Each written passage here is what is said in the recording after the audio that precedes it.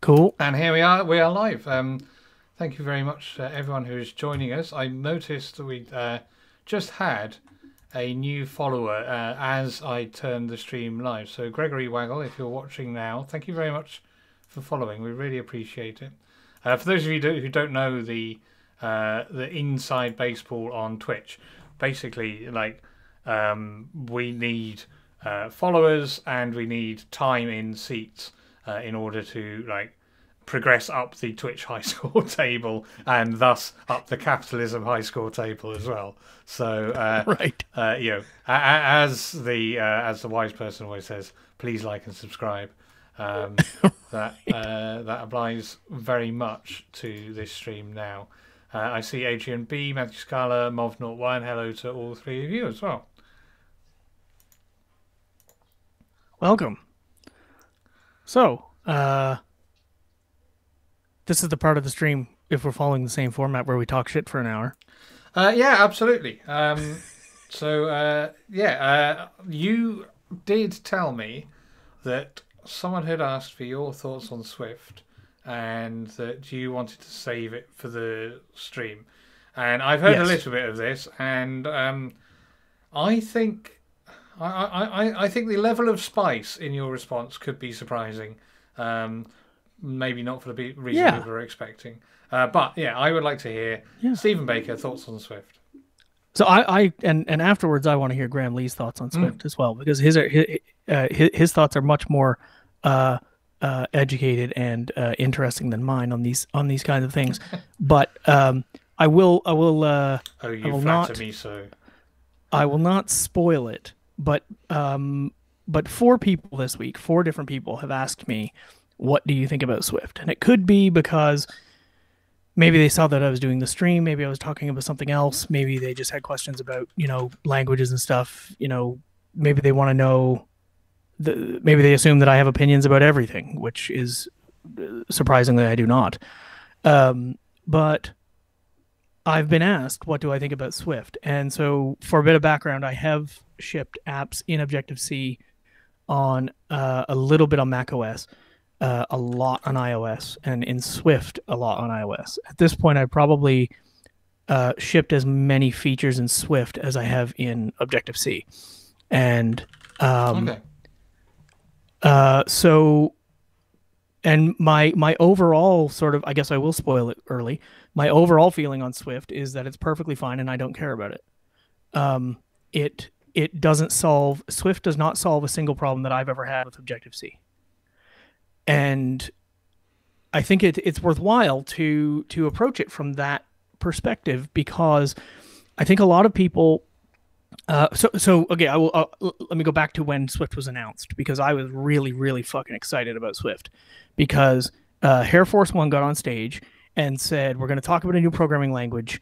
And then he put up a slide that said Objective-C without the C. Yeah, for those who are watching who are from the free software world rather than from the Apple world, because I'm expecting that both are interested in this stream.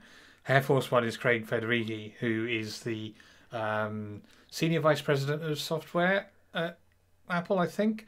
But I think so, yeah. He's also a long-time Objective-C programmer, as it happened. He was one of the developers, maybe the lead, I'm not entirely sure, but behind the Enterprise Objects framework at Next, which is the thing that basically sort of begat Core Data, or at least it begat the design of Core Data. So anyway, Apple's director of software said Objective-C without the C. So please continue. Yeah. So and sorry about that, because I just sort of jumped into that. But he jumped on stage and said, we've got this new thing. It's called Swift, and it's Objective-C without the C. And I literally stood up out of my chair and cheered at the fucking TV, because Objective-C without the C is small talk. And now, let's be clear, that happens a lot at Apple events. I've seen I've been in WWDC keynotes where Steve Jobs or Phil Schiller has said, do you think we'd charge $1,099 for this? No, we're charging $999, and it gets a massive fucking round of applause from people who are happy that it's $100 less than the fake price that had just been stated. Right. it's so I mean, and it is a ridiculous thing to get excited about the hello Dan Fulton, welcome to the Hey, show. And so it is a ridiculous thing to get excited about announcements from the world's largest company that is so shitty to its users and developers. Like it's completely ridiculous for us to be excited when Apple says we're gonna fuck you a little bit less hard this well, week. no, I Like think it, I think it's fair like because, like, putting myself in your situation, I was watching that event as well, albeit remotely. Like I I was also was remote. Yeah. right. Okay, so this at the time, this was like the thing that I was spending, at least 40 hours a week working with. Mhm. If they were going to make it significantly better, then it was going to improve my life. Absolutely. And so for me, I got excited because it was they said Objective C without the C, and I said, "Holy shit, that's small talk. This makes my life." Um, and and that and then they announced Swift, and I said, "Wait a minute, this is not anything like small talk. It is not object oriented. It has a whole bunch of stuff from other places. It's really, really, really it's very strongly statically typed and annoying. The compiler was slow as hell. Now this is Swift one, and I'll get to Swift 5. Sorry, you And said Swift one, and that is the result. Please so continue. so I started looking into Swift because I know how Apple works. The original iMac came out without a floppy drive, and everybody lost their minds. And in 5 years, nobody ever asked for a floppy drive again. And I actually believe, even though I don't like to, I'm not predisposed to say, well, Apple invented this or Apple, invented that or whatever, or give Apple undue credit for things that they just sort of improved or made slightly less shitty. And but that was one of those things where Apple said, okay, we're not going to ship a floppy drive anymore because they're not really that useful in modern times. And I strongly believe that if Apple didn't eliminate the floppy drive from the iMac, we would still get them in our PCs. I think that was the permission. That was the permission to get away from the floppy drive, and maybe we would have ended up with some kind of new floppy standard that had, but I still think that the floppy drive would have been there. I think you're right because, like, we saw attempts, and Apple were in this crowd as well, like the iOmega Mhm, drives, the Zip and the Jazz drive, and mhm. we also saw that the other facet of the iMac's design was that it legitimized actually putting some design into a computer box. Now, Apple had done that before with the Yep, 20th anniversary Macintosh, arguably the original Macintosh, which there were all-in-one yep, computers before that, but it was perhaps the sleekest of those all-in-ones. But like yeah, literally every design that Apple has done since then, the other manufacturers have followed in yep. function, in form, if not in function. Yeah, and that's why I think that when Apple decided that, okay, we're announcing this big change away from Objective C, that it was a big deal and that we needed to pay attention. And so I got the Swift book and I started learning Swift and stuff. And now I wasn't the person running around saying we need to start writing all of our shit in Swift now, because that was what, 10 years ago, I guess, or not quite 10 years ago, Seven, seven I years think. ago. Yeah, 2014. Yeah. So okay, so that was 7 years ago, and I still don't think that people should rewrite their Objective C code bases in Swift. I think it's in most cases it's a waste of money and time. Um, and also they'll never get to have their software featured on our stream if they rewrite it in Swift. Uh, so there's a whole bunch of so so there's a whole bunch of things that happened in Swift from Swift 1 to Swift 5, and I will say I'm not going to cover the whole um, period of time going from 1 to 5, but we can all count that high. Um, but Swift 5, I think, is the first time that the language was actually reasonably usable for most projects. So today, if you're starting a new project and you're going to target only iOS or you're going to target only macOS and you want to do it in Swift, I don't think that's a bad idea. Mm. I wouldn't. I probably wouldn't do it. if there's not a thing that if I don't have an external influence giving me reasons to choose Swift, I probably wouldn't do it. But I don't think it's a bad idea anymore because I think Swift is done for whatever definition of done is, right? We get a new release of the C standard every few years, so C isn't done, but I think Swift is done enough. Stable, it will be additive. Yeah, because we know that things like coroutines or some form of asynchronicity support are coming. We could imagine that some extension to the DSL to support a data layer is coming, but that nothing that we currently have is going to be epically transformed in the way that Swift 1 to Swift 3 was a minefield of perpetual refactorings and broken compiler errors and whatever. Yeah, and from memory, since I've shipped some apps and worked on projects in Swift, I would say that I think I've probably spent more time solving problems caused by a Swift upgrade than I have delivering new features in Swift. And I think that's true for anyone who has been doing Swift for any amount of time. I think that Swift 5 is, I think, the first time when you can start a new project in it and not guarantee yourself that you're going to spend more time fixing compatibility errors with the language than you are actually shipping software. So anyway, my feeling on Swift today, as it stands, is that Swift is perfectly fine, and also that it doesn't give me anything that I don't. It doesn't give me anything that I want that I don't have elsewhere. I would still choose Objective-C because Objective-C gives me a whole bunch of shit that I don't get in Swift. And now I have to get into the static versus dynamic argument, which is one that I love. There were a few Twitter canoes that I got stuck in. I should clarify. A Twitter canoe is when you get tagged on a thread and then all of the replies are reply all. So you keep getting all the messages from the thread, even though and you don't actually want to be in that canoe anymore, but you can't leave because you're in a canoe. And so anyways, I got stuck in a couple of Twitter canoes this week, some of my own creation, over the last 2 weeks, because I've made some claims that people didn't like about static and dynamic languages. And so I want to, I guess I should repeat those claims. My observation is that people who claim to...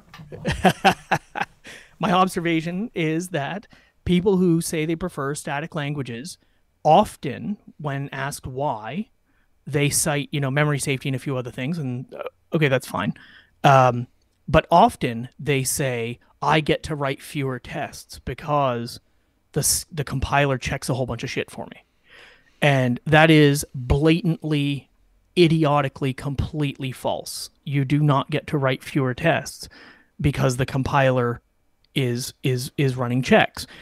You may choose to write fewer tests and think that the compiler is helping you be safer in that endeavor, but I do not think that it is responsible to write fewer tests. I think that because the only test, I am writing this for my blog, by the way, the only test that you get to not write in a dynamic language that you, in a static language that you could and might find value in, although you'd be wrong, in a dynamic language is assert equal foo.class, foo.class. Like, basically asserting that the type of something matches the type of something else.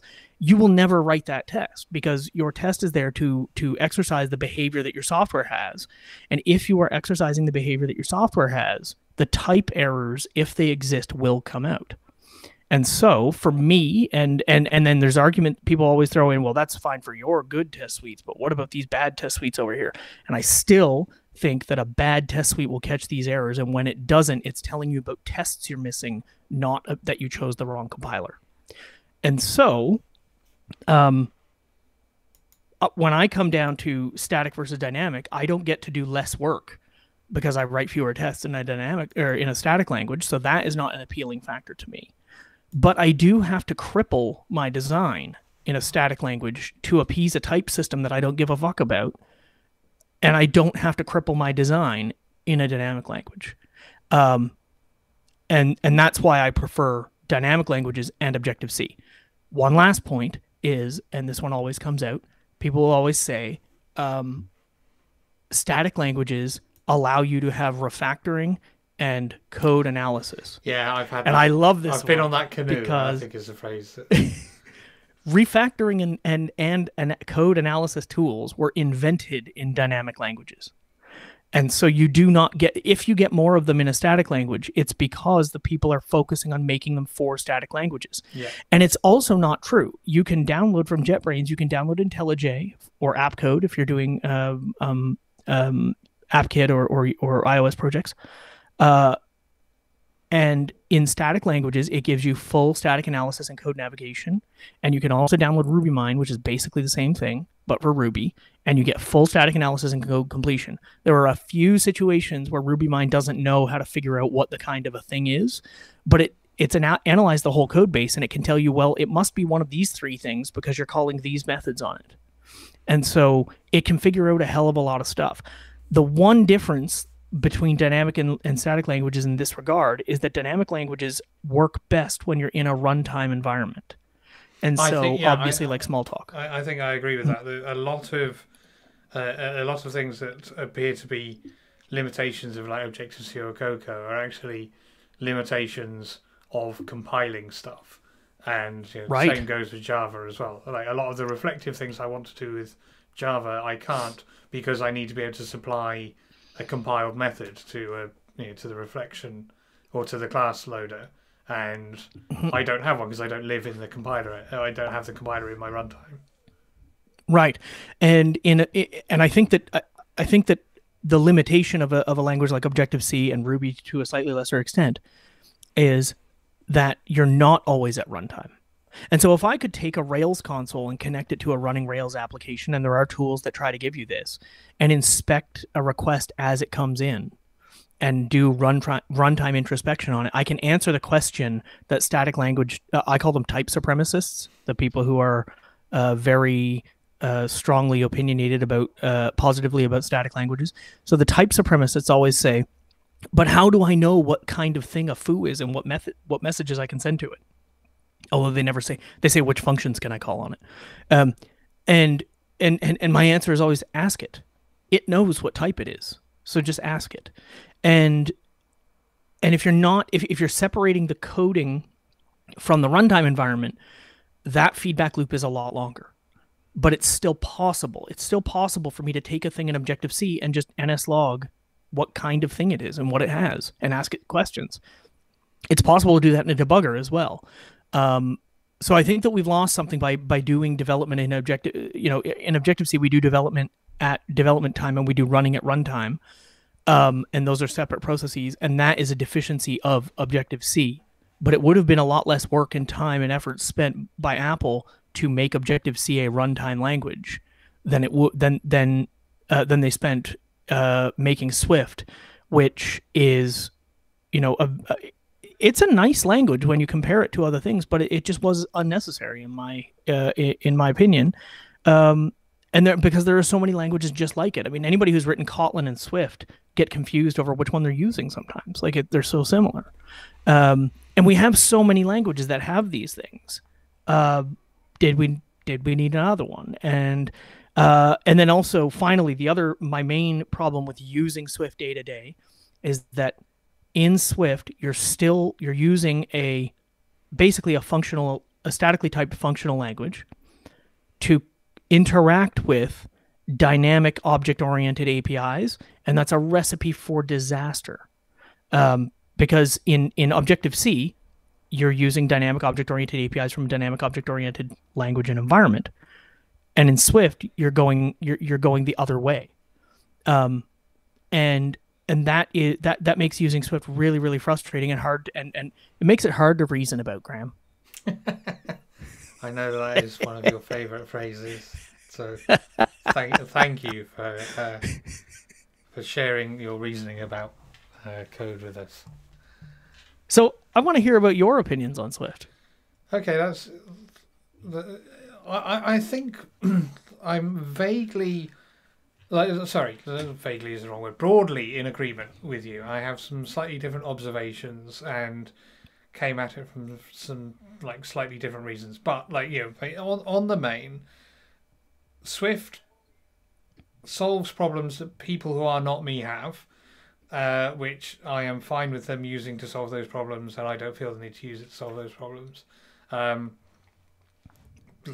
so from that perspective, I think I'm in the same boat as you, and I do because I haven't used Swift as much as I've used Objective C. I get frustrated when the thing makes me feel like an idiot, which it does quite frequently. Like I really dislike situations where, and Swift is not the only one. Like Git does this as well, where tools say, "You typed this phrase. There's a thing that is exactly what you mean, which is this phrase, but you didn't type that, so I'm not going to do it." When so why can't we have autocorrect when we have autocorrect in literally every other form of typing except password fields? Why can't it? Why can't the compiler say, "Oh, you put the override keyword to the right instead of to the left of the function name. I'm going to assume you want this to be an override rather than I'm going to not do a thing and show you a red message." Particularly when there is a fixit. If the compiler knows what I mean, then the compiler can just accept either of those inputs as equivalent. And I do genuinely feel made an idiot of by that happening over and over again. When I've done some code and all I have to do is press Option Enter a ton of times to turn it into the thing that the compiler wants instead of the thing that the compiler. So I feel like I am working for the computer and the computer is not working for me at that point. But that is a very small part of the thing. I think so. I was in the same boat as you on that day, June 2014. I was working for Facebook, which is no longer something I'd recommend. And we were in the sort of iOS chapter of the London office, which was probably at the time 20 something people total, and there were maybe 18 of us in the thing in this meeting room with a pile of pizzas and donuts watching the keynote. And I had the same feeling. Objective-C without the C. I didn't necessarily think Smalltalk but I thought Smalltalk-esque. At that time, I was working in Smalltalk. Right. So obviously, one of the most popular Smalltalks at the moment is Squeak, and Squeak was written at Apple. Yep.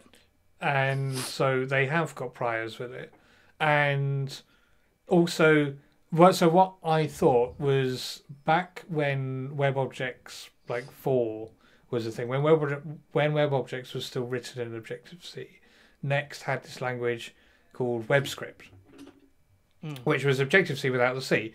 You were writing at interface, at implementation. You were doing methods prepended by minus signs and class methods prepended by plus signs, and statements terminated with semicolons and everything, and sending messages with square brackets. It was Objective-C, but every object was a Objective-C object. So strings were just assumed to be whatever the class was at the time, NX constant string or whatever. A string literal was just assumed to be an Objective-C string. I've only heard of this language. It sounds awesome. It was it was very specifically coupled to the WebObjects runtime. So you couldn't write arbitrary sort of programs with it, but you could write WebObjects components with it, and with a lot less sort of ceremony than an Objective-C file.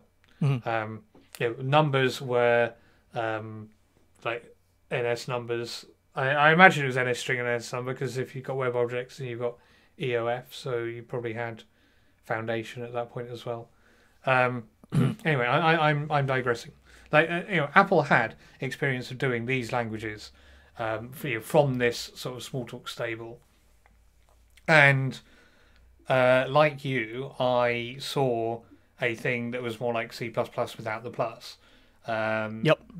and That's a good way of putting it. and sort of reacted very negatively to that. Now at the time I was in like a completely not very good mental state. I had broken down and left my job at Big Nerd Ranch, and then got my job at Facebook because I couldn't afford to not have a job, and then not particularly got on well with that.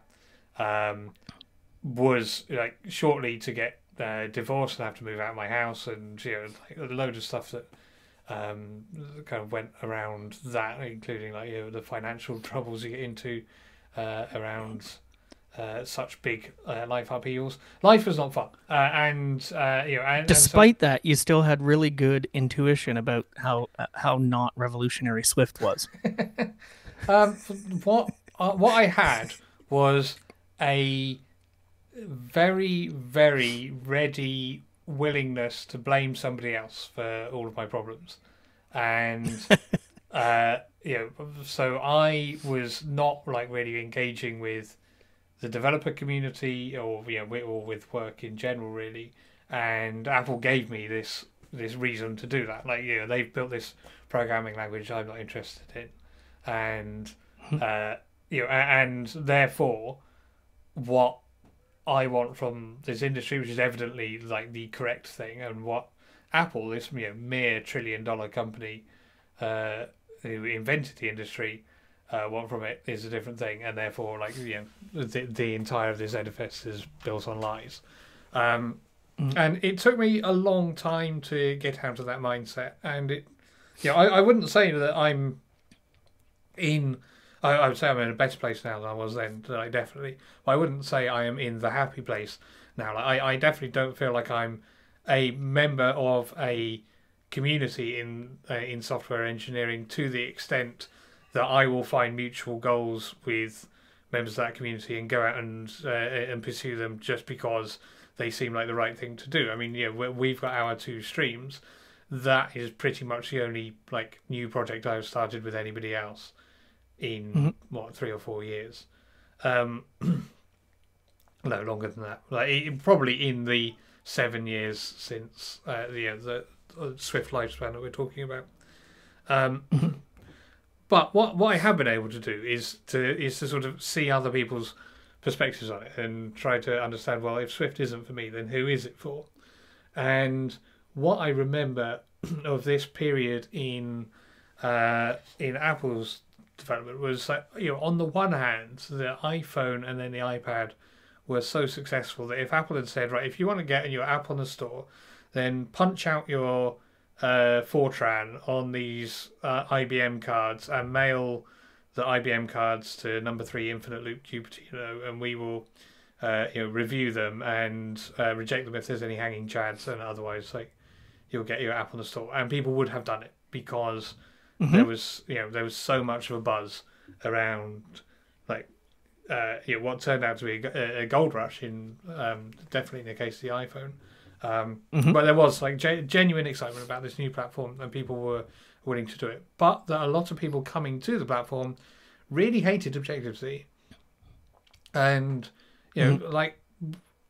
obviously I don't agree with the reasons why they hated Objective-C, because I don't hate Objective-C, and and don't find those things problematic. But people genuinely did find all of the square brackets a hard thing to read, in the way that people find all of the parentheses in Lisp hard to read, because they've come from a different context where they're not used to code looking like that. Right, Objective-C is newer, so these are your uncle's square brackets. Right, yeah, exactly. Right. Or aren't, because right. GNU kind communication guidelines apply to this stream, as GNU stuff is a GNU project. Right. So anyway, thank you. Where was I? Oh yeah. So why do people like Swift? And the answer is it was a thing that was not Objective-C, that looks a lot more like the sorts of programming languages that were coming out in other places. People have been moving away from JavaScript towards TypeScript. People have been moving away from Java towards Kotlin, and Swift is definitely from that stable. And the fact that it is not Kotlin, but is almost interchangeable with Kotlin, I think is like, so Apple has this DNA of either own the whole widget or not invented here, depending on whether you want to look at it positively or negatively. But they do have this idea that they like to be in control of their entire thing, and I don't think that Apple could have either one licensed Kotlin and been able to like do the things that they wanted to do, or felt like they could, whether they could or not. Don't forget that like when Cocoa was new, or when Cocoa was new to the Mac anyway, Apple were kind of deeply invested in Java.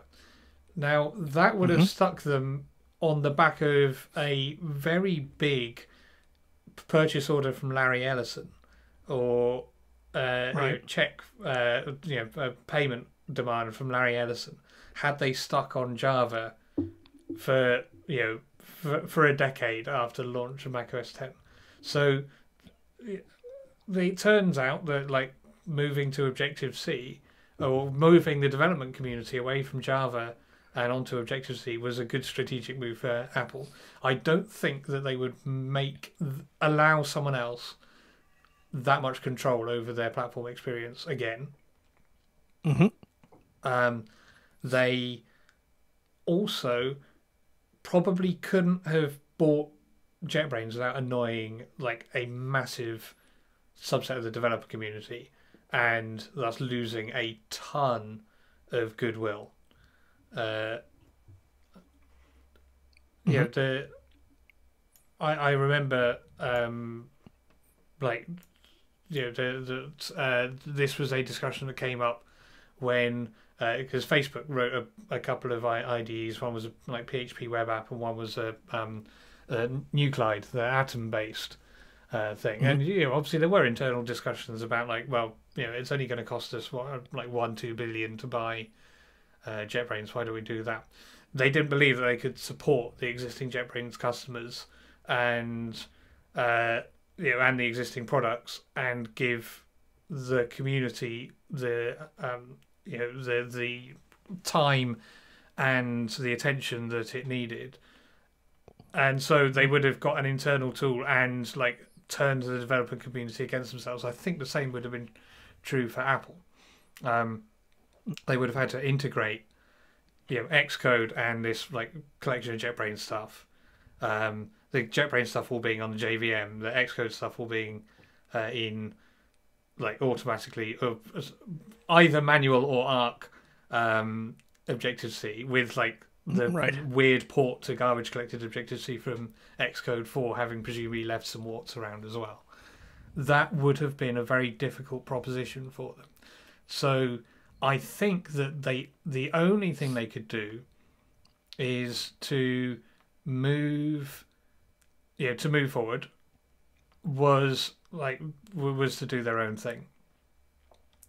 And I think that Objective C had enough like distrust perhaps, or just like questionable opinion from non-Objective C programmers, that was affecting their ability to continue migrating people onto the platform, and that what they were worried about, which has come to pass to some extent, was not people going Android instead, but people going cross-platform instead, and therefore there being no compelling advantage to the Apple platform. Like if literally every app is made out of React Native or Flutter or whatever, then then it doesn't matter whether you buy an iPhone or you buy like the lowest end HTC Hero, because they both run the same software. And so I expect it was a hedge to kind of get out of that. And I think that the arguments because Apple also made the arguments about, we have taken, I think what they said was, we've looked at the top 3 causes of crashes on iPhone apps, and they are like memory safety, null pointer access, and putting nil in a collection. And we have addressed all of those with a memory safe, pointer safe memory model, and optionals and so like you will not get those problems. I think that was more icing on the cake. I think that was more sort of additional features and benefits than it was core reason. I think core reason was Apple needed to move their platform forward to maintain some enthusiasm in developers, and they have definitely done that. Right, a so-called modern language. Yeah, and they needed to do that without depending on somebody else, and so like the only choice they had was Swift. I think that Swift was probably created as as an internal project and then found to like meet Apple's needs rather than those needs were identified and Swift was created to fulfill them. But that is my understanding. I think that is the hole it fills, or at least that is the plausible reverse engineering of Apple's choices there. So Chris Latner has given a lot of interviews on this, in particular on he was on, I'm not sure if it was on ATP, the Accidental Tech Podcast, or Under the Radar, or both, but he's definitely been on some of those podcasts talking about the history of Swift, and that's exactly how he describes it. Basically, look, I was building a language as a hobby project, and somebody came to me and said, "Hey, can we get this thing working, and ship it?" And then Swift 1 was born. So the answer was no, we can't. But that was that's basically what happened. I would have solved. I think it's important that they talk about. We looked at the top 3 crashing bugs on iOS apps, and we've solved those problems. And I think that that's an interesting way to look at it, because I would have certainly solved that in a different way, because you also don't have crashing bugs in, say, Smalltalk for those reasons. Necessarily, you can. And so there's definitely different ways to look at it, but I do think that I think the square brackets really were holding them back, because it was that message sending format is definitely familiar to me and familiar to you. And I did Smalltalk before I did Objective-C, and I first started dabbling with Objective-C in like 1998, I think. And I looked at this and said, oh, okay, it uses Smalltalk style. But you can't tell most programmers use a talk message and have the syntax immediately click for them. But you can. I think it's important, and this is definitely, if we want to talk about new developers, I think the common claim, which I think is actually validated, but I'm not certain, is that the software industry grows in size by 100% every 5 years. And so that means that half of the industry today have only been programmers since 2015. And so languages kind of have to evolve to look like, I'm sorry to break it to like. you, but it's no longer March 2020. It's March 2021, and you're actually 2016. You're right, I do. It's been March 2020 for a very long time. I appreciate that. Yeah, it's what is it? March 378th of 2020. Something like that. Yeah. Something like that. I don't know. I'm in Sweden, so I should know better. Oh, right. Well, the virus never made it over here. No, absolutely. Yeah, I should know better. So I think that it was. I don't think that Swift is an improvement. I don't think that when people say Swift is better, Swift is an improvement, and so on. Matthew says it's still September 1993 to him. For those of you that don't get the reference, he's talking about Eternal September, and you can Google that. I thought he was still waiting for Windows 93 to ship in Chicago. That's right. So actually, I think he was using OS2 back then. I don't think that Swift is important or interesting for the reasons that people like to sort of reverse justify. I can't remember what the word for that is, but where they say, well, Swift was important because we needed these things. I think that Swift is interesting and important because it looks like other languages that people are using, like you say, like TypeScript, like Kotlin, and so on. It also resembles very it borrows a lot of stuff from Scala, um, but I including the mean, compile Scala is like the times. right. When I worked at Neo4j, we had one line of Scala that took 17 minutes to compile because that's how long it took, and 16 of those minutes were it trying to work out the types. Nice. And um, and so I think that it helps to have a language that matches sort of modern expectations of what a language provides. But I don't like.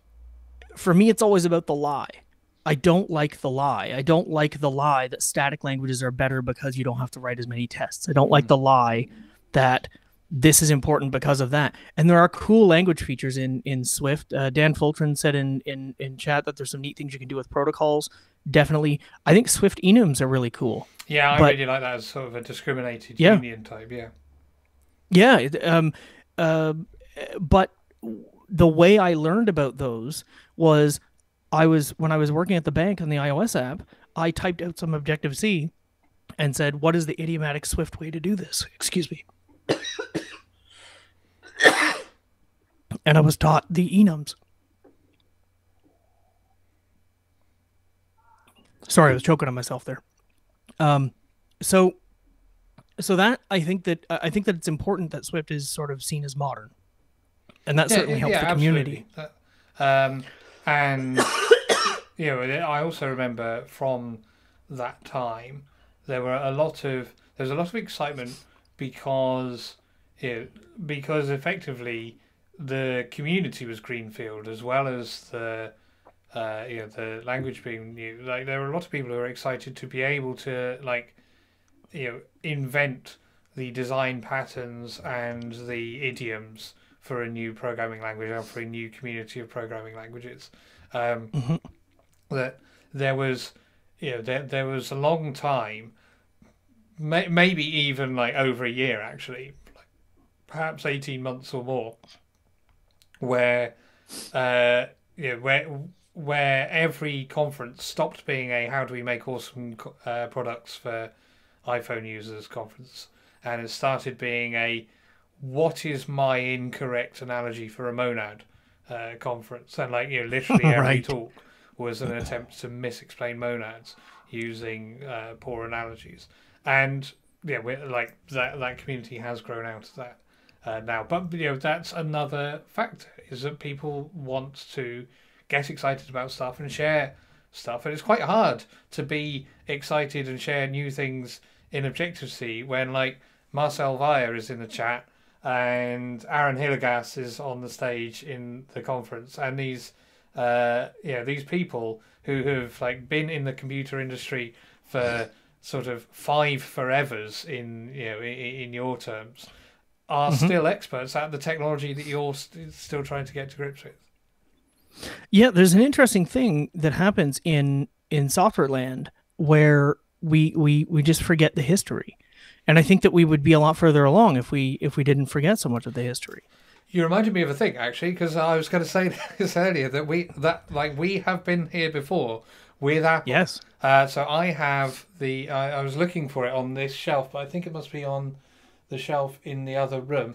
I have a copy of Jesse Filer's Rhapsody Developer's Guide, which was, I think, nice. Probably the only third-party book that was published sort of between Rhapsody being released and macOS 10 actual coming out. If you look at the screenshots in the first version of the Learning Cocoa book, they're from the public beta. They're not from the actual shipping version of 10.0.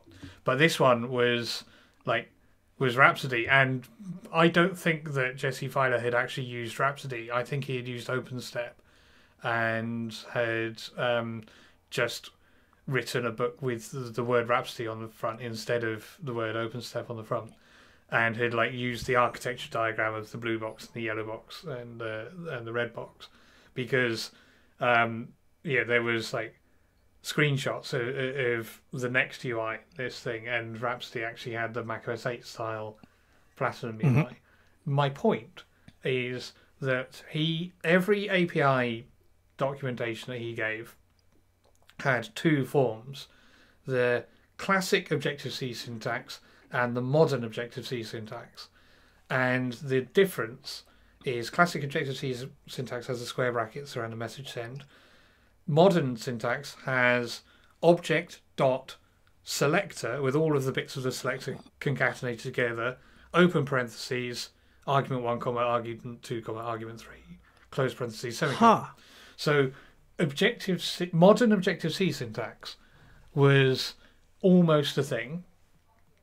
And it was basically like, how can we make Objective-C look a lot more like Java, but without actually without fundamentally changing Objective-C. And so there has been this desire before to bring a less dated or just maybe less weird looking sort of gloss on top of Objective-C, but as you mentioned, Swift has actually got a very different model of computation, and in the short term, and that short term may carry on for decades or it may carry on for 5 years. In the short term, that is very awkward because the APIs still have the Objective-C model of computation, and that is starting to change with like Swift UI and a few other bits, but that is not going to be a fast change. Mm-hmm. This reminds me of another conversation that I have often, or had often, when I was working at the bank, because I worked with when I worked at the bank, and I'm talking about I worked at like one of the big Swedish banks on the iOS app, and it was a horrible experience, but the people were great, and they were very much into the latest and greatest. We other members of the dev team, because I didn't I was there to do what I was told. And then I left because I was being told to do the thing that I didn't want to do. But other members of the team thought that the most important thing we should be focusing on is enabling dark mode, because that's what people expect to see in iOS 13 or whatever it was. And I didn't really care about that. I felt that it was more important that the app worked. And there was a lot of interest in the new language features in Swift and Swift UI and things like that. I pinged one of my former colleagues there who's no longer there and asked him how, just to check in and see how things were going and what are you up to these days. And he said, oh, it's fantastic. I get to write Swift UI and Combine. And I said, okay, that's cool. I'm glad that you like those things and I'm glad that they exist for you. But that doesn't really excite me. And I think that we should, sort of appeal to everyone. Or as wide an area as possible, and I just don't see anything new in Swift that I care about. So I think that's an important bit for me as well. But yeah, there's a whole bunch of history here that I think that it's important to learn the history, and one of the reasons that you and I, because we're both interested in the history and where things come from. One of the things that we're really good at is understanding the new things because we can frame them in terms of the old things, and quickly. I came up when computers were still small enough that you could fit the whole thing in your brain. On our other stream, we talk about Amigas. The Amiga operating system is small enough that one sufficiently motivated person, not you or me, can fit the whole thing in their brain. And all of the APIs and all of that person. Yes, Camilla Bowman can definitely fit the whole thing in her brain. And if you come from a place when you could fit all of computering in your brain, then everything else is just is additive, and it's a diff, right? But if you're coming to the industry today and you're trying to learn the landscape of things today, and without knowing any of the history as building blocks to try and learn all this stuff, it's completely impossible to learn the entire. It takes a very, very strong brain and a very motivated person to be able to fit all of Swift in their brain. Right, I was going to say even on one platform, because I did have not an encyclopedic knowledge, but and in fact it was very selective. But I had a decent enough knowledge of the bits that went into Next Step 3. I knew about Mark, and I knew about Driver Kit, which was like an Objective-C flavored I/O kit in kernel device driver thing. I knew about BSD Unix. I knew about display PostScript. I knew about the application kit APIs and the other APIs in the EOF and web objects and all that kind of stuff. And I knew about Interface Builder, and I knew about NetInfo, and that collection of knowledge. I may have missed some parts out. Like basically gave me enough to know what each bit of the system was doing, not necessarily enough to know like how it was doing it, but like what they all were and how they fit together. And because I sort of started with that mindset, I continued with that mindset, and it got exhausting at some point. Because I'm afraid that like we can still hear Stephen, his video has gone a bit freezy and pixely. That is due to my network connection trying to push out 1080p while also receiving whatever that is. I hope you manage to stay with us for the rest of the stream. It's all right. It's I am just here. Not great quality. The sound is I can see working. Okay. So 10 macros 10 comes along, and there's what I'd started doing like naturally was partitioning Carbon and Classic as old school shit that like Mac nerds care about and I don't care about. Like coping strategy 1 is just ignore half of the system and claim that I know the whole system because the rest of it is irrelevant. Then like 10.0, 10.1, 10.2, there weren't really any big changes. They removed some of the Java apps and replaced them with Objective-C apps. Like in the early versions, login window was a Java app, so it took which was how they hid the amazingly long startup time of loading the JVM, was to do it on boot, so that like it was all in cache by the time you actually tried to launch any applications. That's a clever trick. Yeah. Then 10.3 Cocoa bindings. That's a new thing, but I can learn it. I can internalize it. There was some. I think this is when they started to move away from NetInfo and onto like Kerberos. But I was already using Kerberos at work, so that was something I could get behind. 10.3 was when they moved from C Shell to Bash. So I just have a different like scripting language to learn, but we're still there. 10.4 was core data. Again, this kind of fit the 10.3, 10.4 improvements. So bindings and core data were about, if you imagine your developer sample app being an online expense report filing app, Cocoa bindings and core data were the way that you reduce the time from 0 to having that online expense report app. In the same way that like Rails is a 15-minute blog. Right. Like it was the 15-minute expense submissions app. And then we started to get like Time Machine, and we started to get Spotlight, and these things are starting to like increase the complexity, and old kernel APIs disappear and get replaced with new ones, and like input managers are no longer a thing, and the rate of change on the Mac is still fairly slow because they're still only releasing once every 1 to 2 years, but and there's like a big chunk, but that chunk is getting bigger over time. And then they add the iPhone, and then they add the iPad, and then they add the TV and the watch, and like it's and bits of it are changing all over the place. Like I can't even work out how the blooming dynamic linker on a Mac works anymore, and that's that was like a tiny piece of the puzzle that has been there since the Next days. Yeah, I mean, Marcel points out in chat that the Swift compiler is over 1 million lines of code.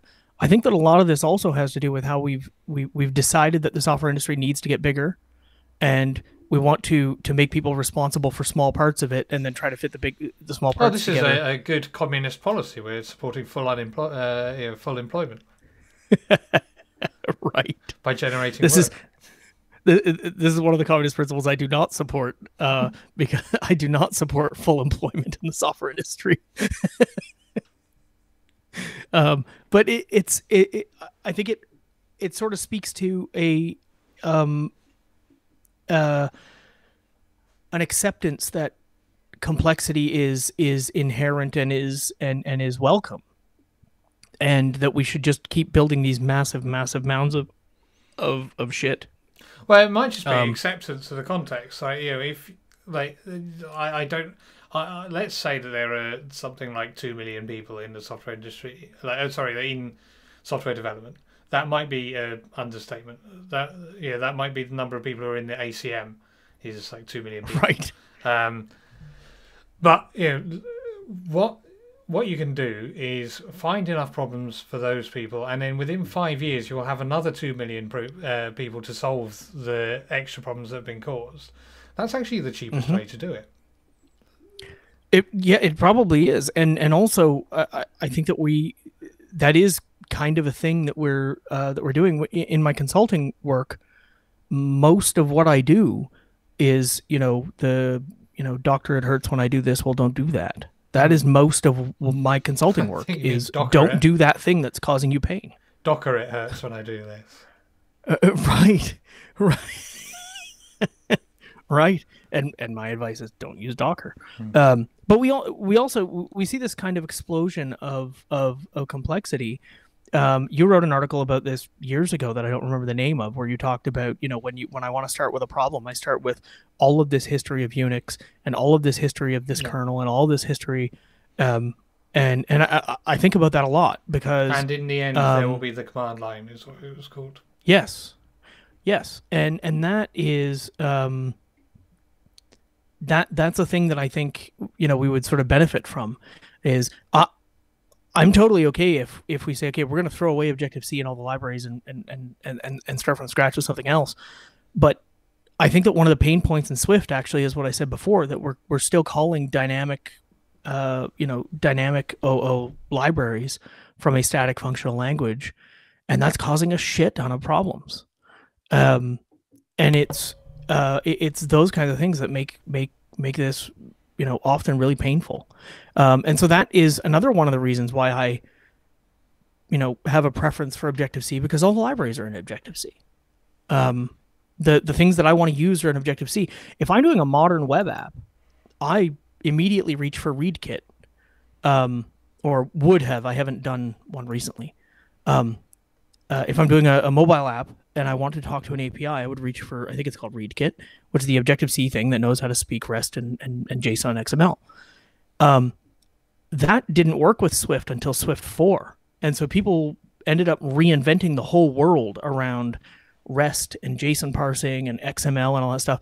And finally in Swift 5, using Swift 5 is possibly better, and you can do it from the standard library, to use your REST and JSON API, which is what a lot of people are doing. You can do that in Swift 5 using the standard API. We're back to where we were with ReadKit 10, 12 years ago. And all of that stuff was, it really feels like there wasn't any progress on that front.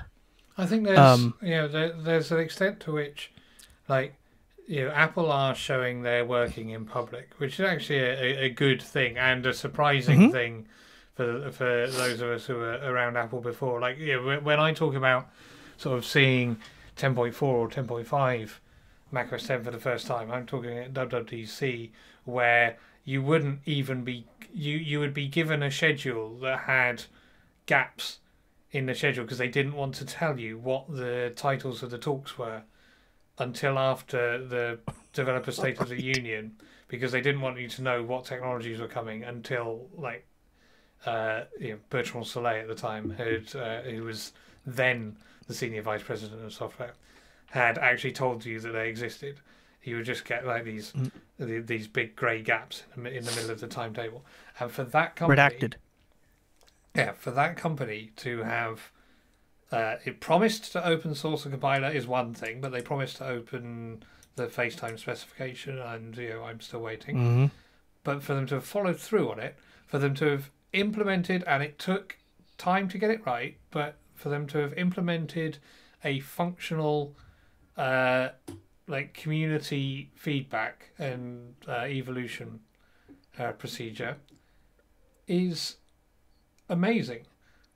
The difficulty, the difficulty from the perspective of building end apps for people to put on the App Store and buy, is that people started adopting this thing back when Apple was still showing they're working in public, and for an open source platform, that is fine because almost the entire stack of people have some expectation that they're going to like dive in and fix something, or that Right. they're going to like complain about it and then be told that they're not allowed to complain about it because they should dive in and fix something, which isn't fair, but is how it works. To do that on like one of the biggest commercial software platforms in the world is a questionable judgment, or a judgment I would feel welcome questioning. Yeah, and you're touching up on a really interesting characteristic of Swift that I think is positive. Swift is free software, and it works on several platforms. And I don't necessarily, even though I don't prefer Swift's way of working, it's not a net bad because Swift is free software, and we have limited support for Swift and GNU Step today, and that can only improve. And so, in fact, I think it's true. You can jump in and correct me on this. I'm pretty sure that Swift is way more open than Objective-C, because Objective-C is only open because people have re-implemented it, but Swift is completely open from the beginning. Do I think that's an important difference? Is the question I have. Like where we are now is that there are 3, to my knowledge, completely open. There's a fourth. I'm kind of choosing not to count it. Objective-C compilers. So there is the GCC Objective-C compiler. There is the Clang Objective-C compiler, and there is the Nat Muller's Objective Clang fork that has some different features from the main Clang. The fourth one is a pre-compiler called the Portable Object Compiler that is maintained by someone who never liked Next and tried to keep the sort of Stepstone flavour of Smalltalk alive. And honestly, I don't know how whether that is popular. Unfortunately, he managed to squat on the Debian package name Objective-C. So if you just install Objective-C, you get that compiler. Right. There is one open source Swift compiler, which is the one from Apple, and while there is this fairly functional Swift evolution proposal and change control mechanism, it is a project management change control mechanism. It is managed by Apple. Swift. Yep. Swift is that's certainly problematic. Swift is the Chrome of open source language compilers, whereas that's a good point. Objective-C is the browser of open source language compilers. Yeah, that's a really good point. That's a really good point. And there won't be the thing that they can do. I'm reading the Unix Haters Handbook again, and I last read it when it was new. Brilliant book. Oh, it's fantastic, and typeset in FrameMaker on a Next. That's awesome, and it's timely. I mean, or timeless rather. Chapter 5 is about Usenet, and all the complaints about Usenet that they have apply very cleanly, and how mob rule and how people get treated for sharing a bad take or whatever. Those things apply to modern social media as well, which is really interesting. Although because it's still September 1993. Right. This actually, from a conversation with Matthew Scala earlier, this actually points to the difference that you pointed out between Objective-C, where there are multiple different implementations of a open thing, and of Swift there is one theoretically open implementation from one vendor that gets to make all the decisions. I said to Matthew, I hope he doesn't mind me sharing this conversation, but I don't think so. I pointed out that that we say Usenet in the early days of Usenet, people would say, "Oh, I disagree strongly with this person. You should ban them, kick them off of Usenet. Don't let them on the server anymore." And people do that on Twitter now too. But there's one company who gets to kick people off of Twitter. Server, there's one entity. Exactly, and that makes it worse. It makes it better in some small ways, perhaps, but it makes I think it makes it worse in the big picture. And so that is parallel has a lot of parallels to the Objective C versus Swift thing. The open Objective C runtimes are not even endorsed by Apple, right? Apple didn't release a lot of their Objective C code. They're all reimplementations. Apple has And a like strange relationship with the Objective C licensing. I suspect that the honest answer is that the ship has sailed on any ability they have to lay exclusive claim to ideas that are called Objective C, because right. like if they wanted to do that, they should have done it. Well, Next should have done it in the 1980s, but like because they didn't create it. They licensed everything from Stepstone, but they also never bought Stepstone. And they never had an exclusive license because Stepstone had other customers. So probably, like, Objective C is technically under Apple's control, and Apple did some things to try and, Next and Apple did some things to try and ensure that, like, not giving usable patches to the community, so it was never easy to upstream their changes. They did this with WebKit as well. Yeah, but. I don't know exactly what the the legal ownership status of the design and implementation or the word Objective C are, but my guess is that it's it's a ship that has long sailed. Mm-hmm. I mean, that's an important point. Yep. There already was a programming language called Swift at the time that Apple released their programming language called Swift, but then there already was a phone called the iPhone, and there already was an operating system called iOS, and Cisco have just made a lot of money off a product they didn't create. Right. In the end, it's just the lawyers that win. It's interesting because I have similar feelings about compilers. I understand and recognize that LLVM is a in many ways, if not always, a superior compiler collection and tool chain to GCC. But LLVM, despite being existing before Apple started using it and stuff, I think Apple de facto owns LLVM at this point because they employ all of the people with the commit bit, and so that makes me nervous because we have one company that de facto owns something, but we have that all over. This is what you call open source. Yeah. And we have that all over. Indeed, because there are committers from other companies like Google and Facebook both employ LLVM contributors.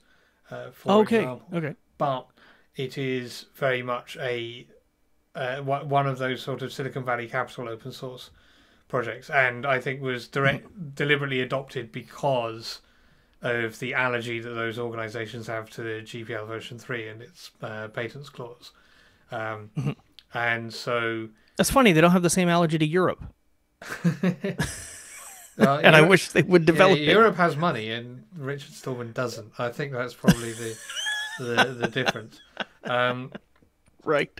But yeah, like those things exist. LLVM exists because it doesn't have the same commercial taint that modern GCC has. But on the other hand, LLVM has caused GCC to improve greatly, massively, particularly in the areas of diagnostics. But I suspect that GCC still probably has better optimizing code generation, particularly on x86 64 than LLVM, and probably will do for quite a while. Although the sad fact is that the GCC optimization code is long enough in the tooth that very few people understand it, and so it probably isn't going to get any better anytime soon. Right. An interesting bit of historical trivia that just popped into my head. When Chris Latner created LLVM, he emailed the source code to Richard Stallman to donate it to the GNU project, and Richard Stallman didn't read the email. Excellent. And so LLVM almost became like GCC 6. Oh, wow. But Stallman was too slow answering his email. Nice. now he has lots of time to answer his email, I guess. Hmm. But and of course, I mean, LLVM definitely made GCC better, but there are certain things that are just nicer about LLVM from a design perspective. But I do have a lot of worry about it being owned by corporations, which I thought it was mostly just Apple, but I guess it's more than that. But mostly just Apple or a conglomeration of Apple, Google, and Facebook is not any better. It might even be worse. No, so So and again, this comes down to like to sort of incompatible motivations. It's not that those people shouldn't have a free software compiler, and in fact, like mhm, the very definition of free software is that we aren't allowed to to discriminate on field of endeavor. Like that is freedom mhm, zero, is the freedom to use the software for any purpose. yep, The problem comes when what we want to achieve with it and what people with trillions of dollars want to achieve with it are incompatible, and that and that it goes in their direction because they have the trillions of dollars and we don't. And I think that is one of the exciting things. I'm going to try and pull this round to part two, where we actually do some yep, coding. One good of call. the exciting opportunities for GlueStep. There's actually been a latent opportunity for a very long time, and we just have not yet capitalized on it. And I hope that this stream sort of energizes enough people and excites them enough to do so.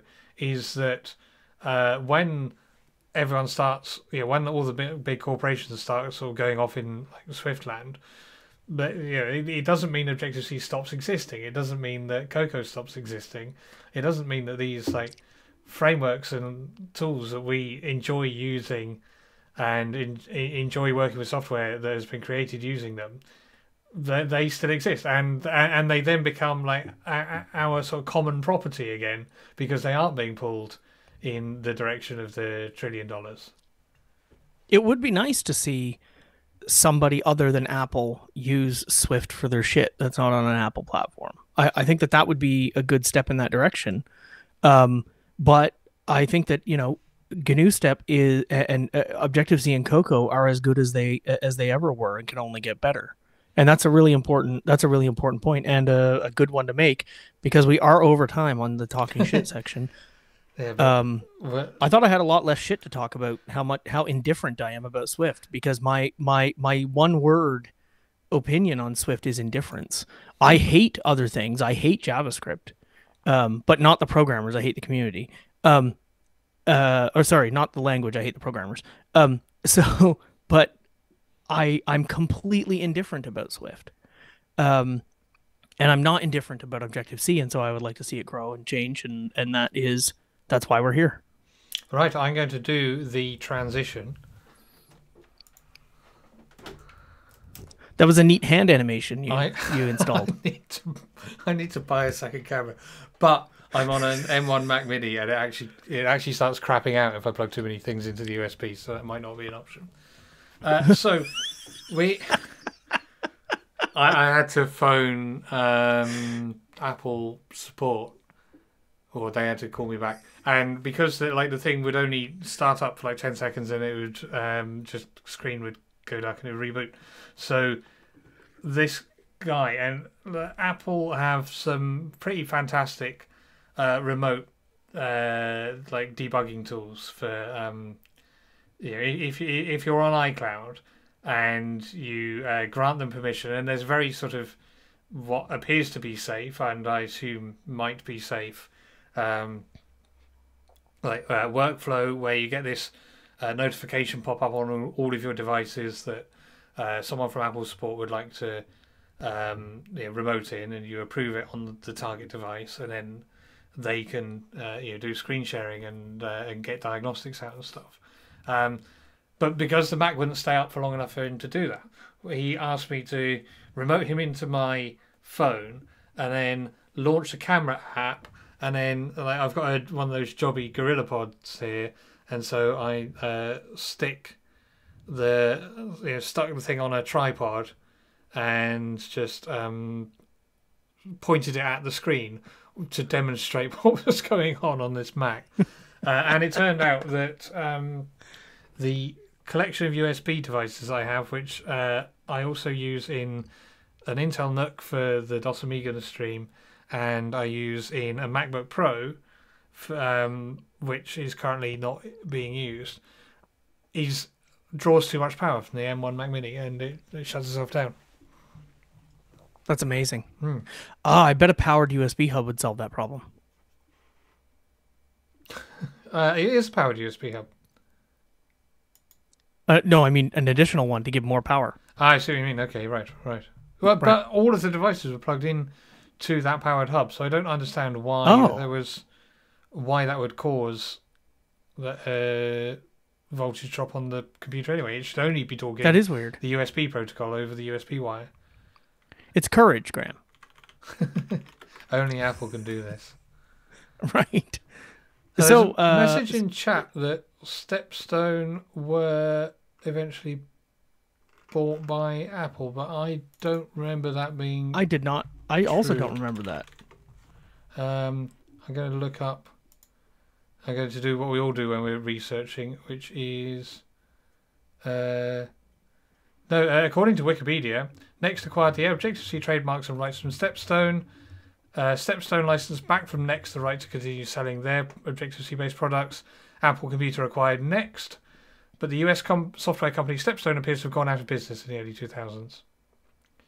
I didn't think they had been bought by Apple, and it appears that some random on the internet agrees with me. Interesting. What we needed to do the last time we did a stream, which was 2 weeks ago, was we did a Windows stream that turned out to be a complete disaster. And before that, we were trying to work on your anti-RSI project, and we tried the Xcode build tool in GNU Step and found that it didn't work. And I filed that bug upstream, and as part of and over the last fortnight, Greg Casamento has identified the bug, fixed it, and done a new version of the build tool. Sorry, my screen has gone off because I was gabbing and not. Okay, there we go. I couldn't understand why I couldn't see the mouse pointer. Perfect. Okay. So, I do miss Windows Shade. I have Window Maker, so I don't miss it. So I got this new version of Xcode build and found another of build tool and found another bug, but I was able to fix that myself. So this pull request, let's have a look and see the commit date, which should be on this commit 2 hours ago. So like literally as we were prepping for the stream, I put up this pull request. And you know, it's just a silly thing. They used a GNU library function to get the current working directory when there's already a portable API in NS File Manager. So that was a quick fix. But what we can now do is we can now, assuming I use the correct keyboard, we can type build tool here, and the build fails. But the build fails for reasons of it tries to compile stuff and it doesn't succeed, rather than it doesn't even get as far as compiling stuff. So we have moved forward. That's better. Yeah. What it doesn't do is show the output very nicely. So if we look in build anti-RSI, we see that we've got the debug symbols for main.m, we've got the object for main.m, and we've got the standard error from the compiler for main.m, but we've only got the error from anti-RSI.m, so that evidently didn't compile. So we can... It says the error is that it can't find the info-plist strings. So, unfortunately, that is an error, but not the error, because actually... this phase, the copy resources build phase, has actually completed. And then it started the compile sources build phase, and it says it's completed that, and then it says it's failed that, and then it says the build failed. Mhm. And so what we learn is that the compiled sources face actually didn't succeed. So like there's some improvements to the UX of this tool that can be made, and it is not surprising that uh, that you interpreted that error as being the root cause of the failure. I know it's this Mhm. one because I ran this command before getting on the stream. Right. So that's the only reason I knew that this was correct.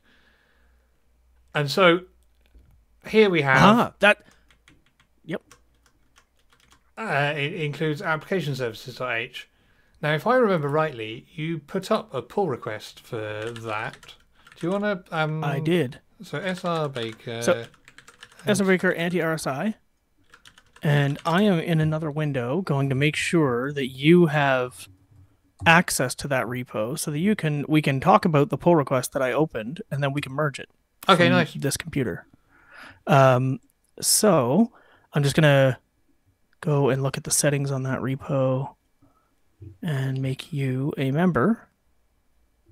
Manage access.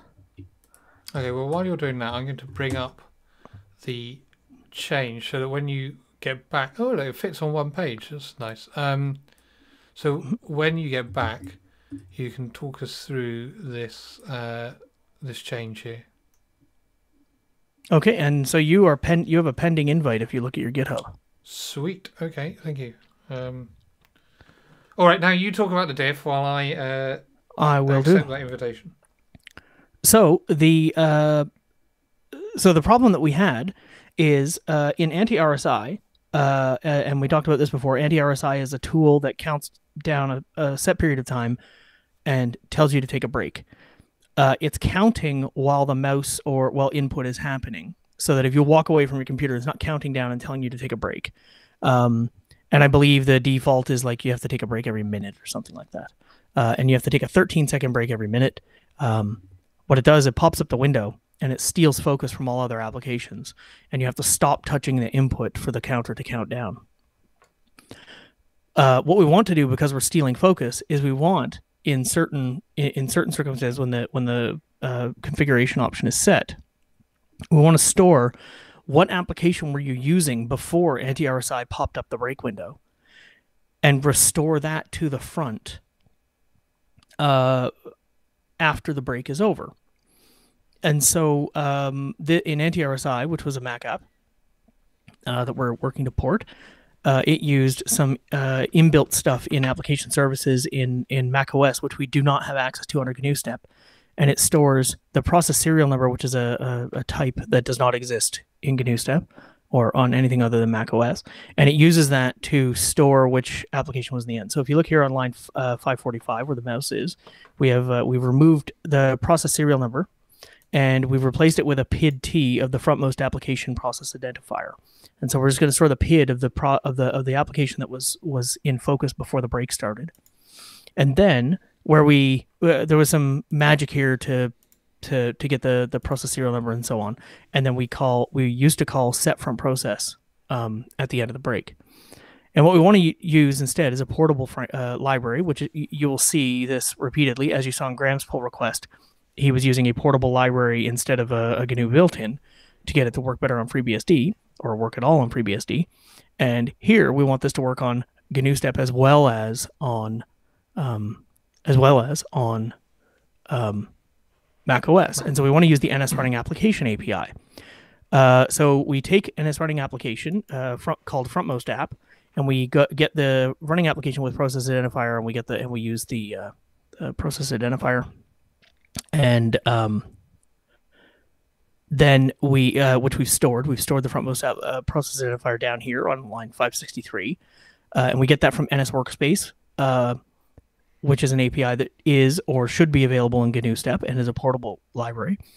And then on line 551 and 552, we simply I shouldn't say we simply do. We take the frontmost application, we get and we activate it. And we tell it to ignore everything else.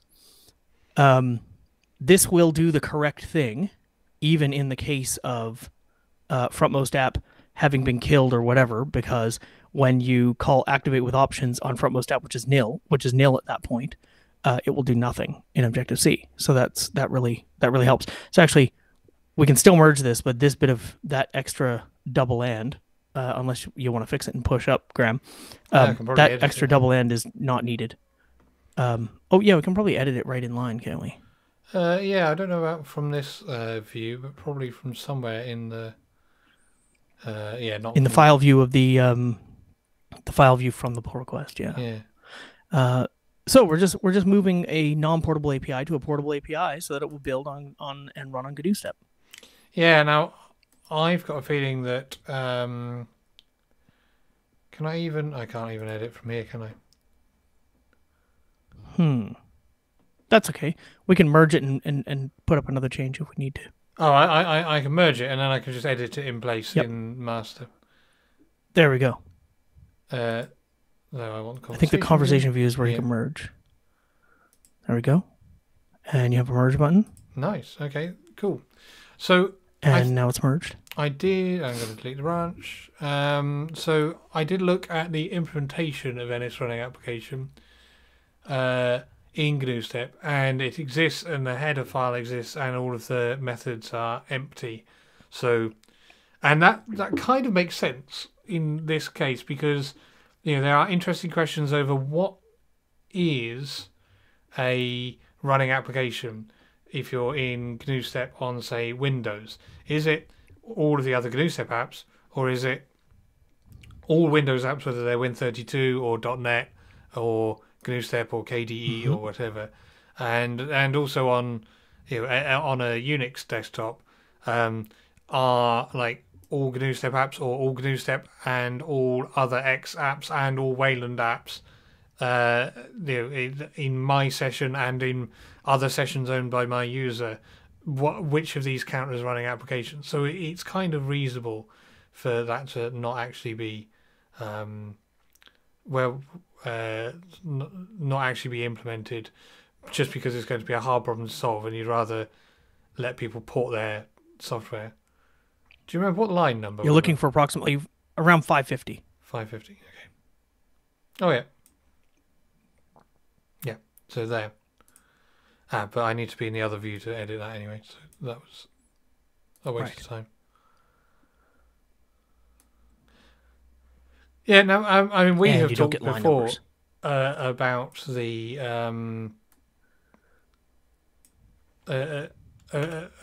the idea that when GNU Step implements classes from Cocoa, they are empty.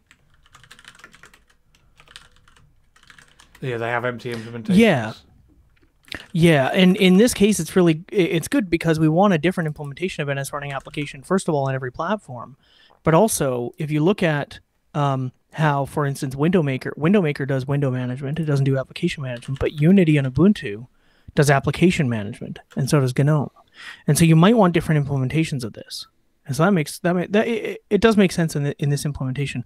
One of the things that has frustrated me in the past when I tried to implement something in GNU Step is that I thought that it had something because I saw a non-zero length file called NS date picker or whatever, and so I just assumed that at least some of it was there, and I found that it was just empty stuff, which means that my app won't crash, but it also means that my app won't do anything. And so we've got a different error now.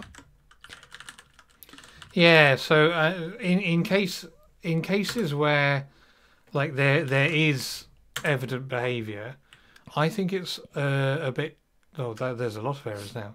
I think it's a bit disappointing because what it means is you get your project builds. Obviously, this one hasn't, but like in the case where GNU Step has perfectly accurately implemented all of the headers and none of the implementations of the things you're using, it means that you get no build errors, no no warnings in your project until you try to run your program and it does the wrong thing or doesn't do the thing that you want. And of course you're then looking through your project source to understand why does this thing not work, when in fact your project works and the library doesn't work. If GNU Step hadn't implemented those headers, then you would get a build error saying NS State Picker doesn't exist, Right. in this version of AppKit, and that would give you the choice. That would give you the information as early as possible. Right, I either have to find a different strategy, or I have to implement NS State Picker for GNU Step, or I have to give up. And I think that there is some, perhaps tiny fraction, but some fraction of developers who would go, "Oh, I have to implement Date Picker for GNU Step," and would do that, and then GNU Step would advance. I have done that before when I needed NSUUID and it didn't exist. I just wrote it and sent it a patch, and now there is NSUUID.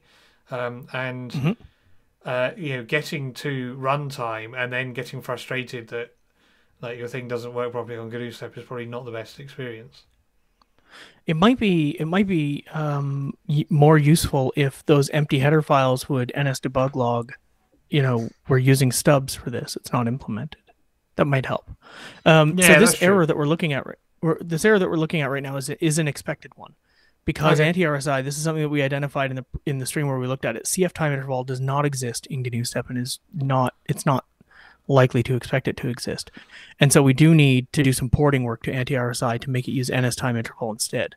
Yeah, although in fact in this case we need to worry a bit more about this, because the reason the input event stuff. Yeah, so this CGS seconds since last input event is not even API on a Mac. This is what Apple would call SPI. This is an undocumented function that has been has been exposed using an external definition.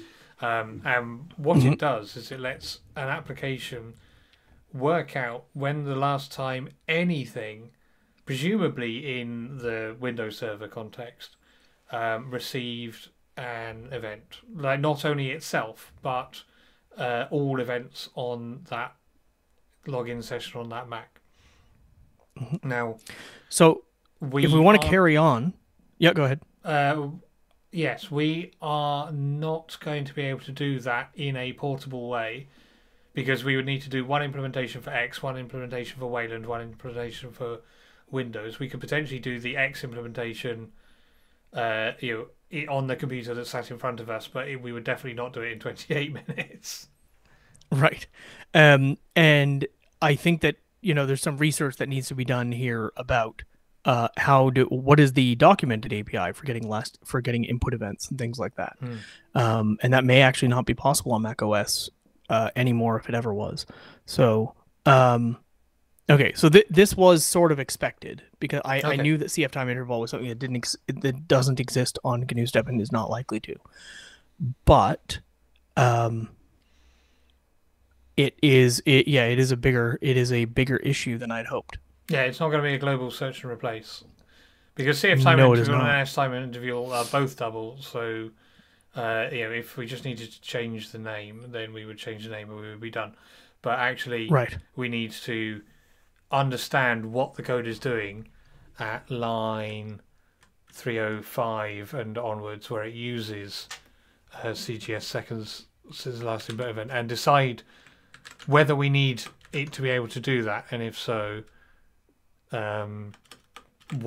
how to do it in a more portable way. We do need the software to be able to do that, because that is the entire point of it, is measuring input events in a global way. So so this is an API that we are going to need to get anti-RSI ported. What happens? What happens if it doesn't? Go ahead. So let's say that we just removed all of that stuff. Then essentially, what would happen is it would carry on counting down, even if you're using the Mac even if you're using the computer during your break. Yes. That is the behavior.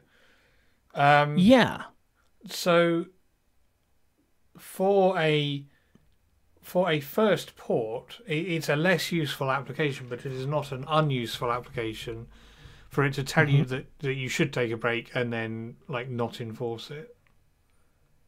Yeah. So what if I'm we trying to do remove is the argue for enforcement, just deleting that chunk of code and then worrying about. how we I add think it in that's later. totally reasonable. I think Yep, we should. I think that's totally reasonable. Okay. Yep. Let's define our homework as working out how this should work. We could if-def macOS on that chunk of code rather than remove it. You are correct. And there's a. I don't remember the name of the define actually. There's a GNU step define, isn't there? Something like that. Ah, there we go. I don't know. I don't remember whether that's correct. Okay, I'm gonna search over here. Okay. And see. I know that GNU Mail.app has this. Oh, nice. Okay. So I'm going to. So.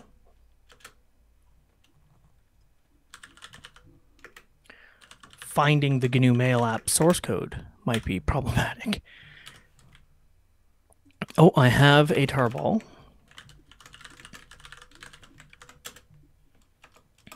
And I can open it.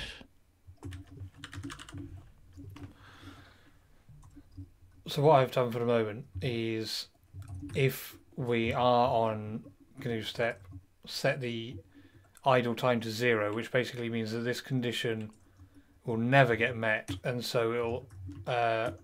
We want it to always be met, so that it's only this timer that gets. That gets triggered. So I'm going to borrow. So GNU Mail app uses GNU Mail app uses GNU step all caps, no underscores. So we can say if and def GNU step, or we can say if def macOS X. Which. But I think which is probably the preferable one, because that turns this from a negative to a positive. Yeah. Mov01 confirmed says Apple with 2 underscores, and GNU step on GNU step all caps on GNU step. Oh, okay. I like underscore. I like the Apple one because it's very likely that Apple will change the macOS X one soon. They'll probably never rename it, because that would break a load of stuff. But they might not define it on iOS or tvOS or something. Right. Yep, that makes a lot of sense. If you're using an RSI timer on a TV, then I don't even. But if you're using it on an iPad, that might make sense, because you could have a keyboard connected. I suppose you could have a Bluetooth keyboard on a TV. You can, yeah. So that is probably not the only chunk of code we have to. Oh, okay. Let's. No, actually, I think you're right. I think that might actually be it. Let's actually read the errors that we were given. They were all around line 300 and something. This is all. So these are all one for each of these CG event constants. You know what? Let's not Which read we're not that. going to have. Yep. Let's just run the thing again. That'll be faster, and then we can reload this buffer. Yeah. There we go. That's much smaller. Yes. Okay, so we've still got CF time into because I didn't remove the. So we need to get rid of the extern. Yeah. On line 25. Yep. Okay. That's an easy fix.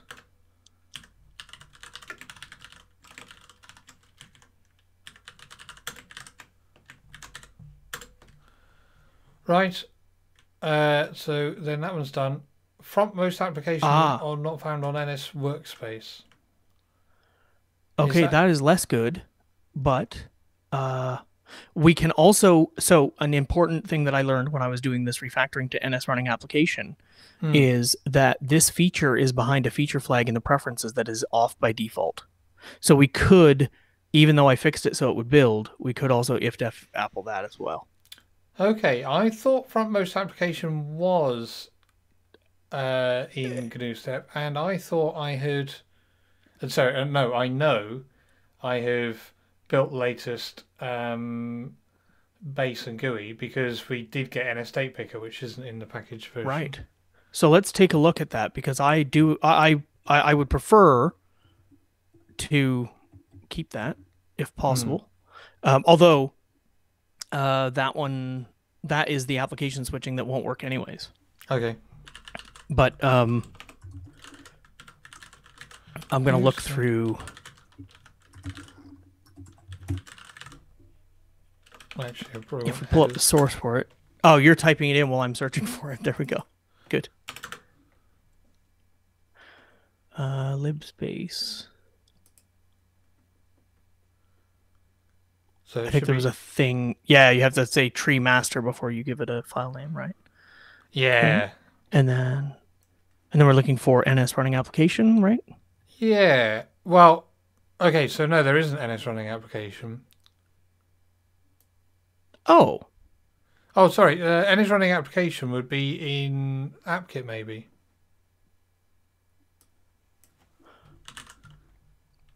It might be. You can search the whole GNU step organization for NS running application. That is true. If you just type in the search bar at the top and then check in this organization. In this organization, yep. There we go. Code 5. Yeah, so it's in libs GUI. Now I built from libs GUI.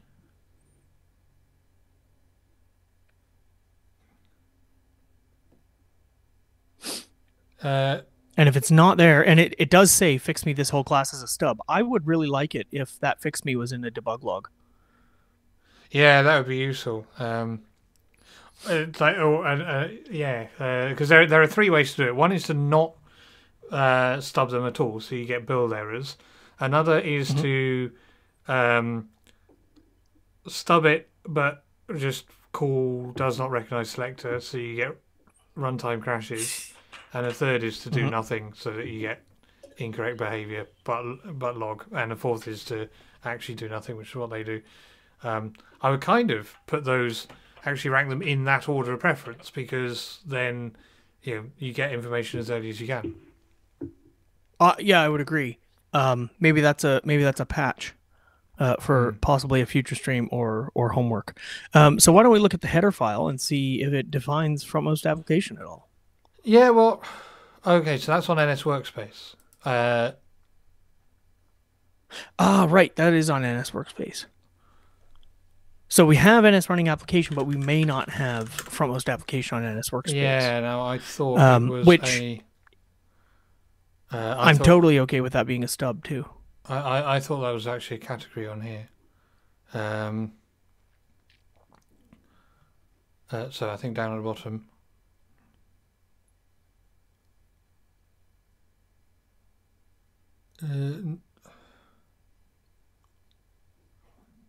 Oh, okay, so we've got active application and launched applications. What we're looking for is frontmost application, isn't it? Active application might be a reasonable change, though. Let me look at what active application does. The returns are completely different. I thought active application gives you yourself, but maybe that's current application.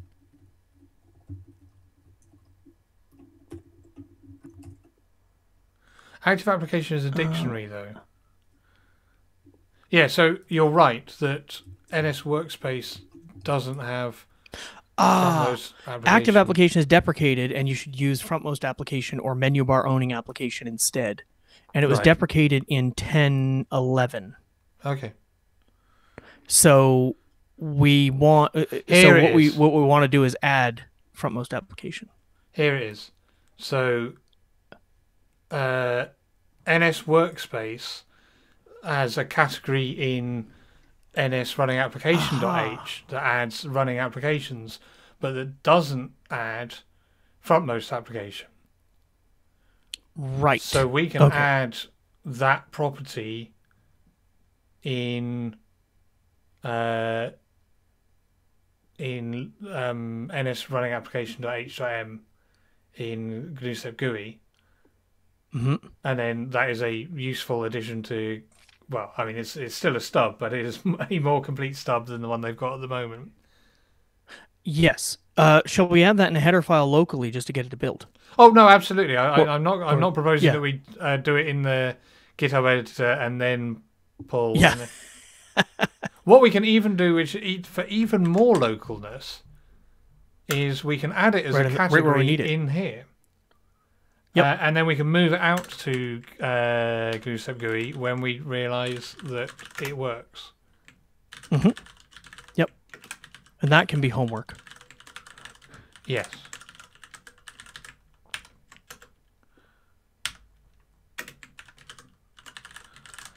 I should talk about something when I've typed this line out. What is it called? Frontmost application. It is. That should be a running I thought application. it should be running. Yeah, that's what I was going to say. It should be a running application, and it's called frontmost application. And then there's also one called menu bar owning application, which returns the same thing. Do you use that? I do not use that. No. Let's not worry about that for the moment.